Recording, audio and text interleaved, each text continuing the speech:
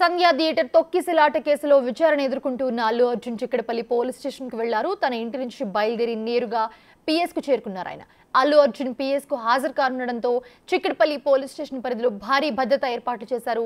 చిక్కడపల్లి మార్గంలో ట్రాఫిక్ ఆంక్షలు విధించారు.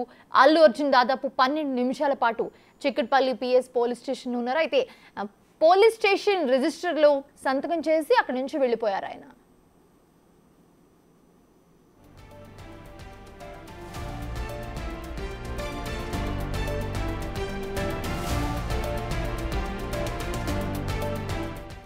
నిన్న నాంపల్లి కోర్టులో వ్యక్తిగతంగా హాజరై పూచికత్తులు సమర్పించారు. రెగ్యులర్ బెయిల్ మంజూరు చేసినప్పుడు అల్లు అర్జున్ కు పలు షరతులు పెట్టింది నాంపల్లి కోర్టు.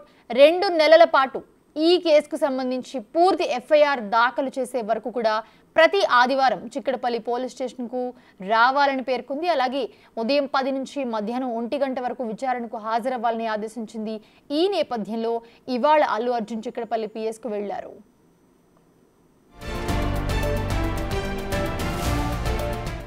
అయితే పోలీసులు పూర్తి ఛార్జ్ షీట్ దాఖలు చేసే వరకు 2 నెలల పాటు అల్లు అర్జున్ ప్రతి ఆదివారం కూడా చిక్కడపల్లి పోలీసుల ఎదుట విచారణకు హాజరు కావాల్సి ఉంటుంది.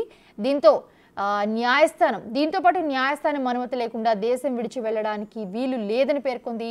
కేసు దర్యాప్తు చేస్తున్న పోలీసులను ఘటనతో సంబంధం ఉన్న సాక్షులను ప్రభావితం చేయొద్దని అల్లు అర్జున్కు సూచించింది.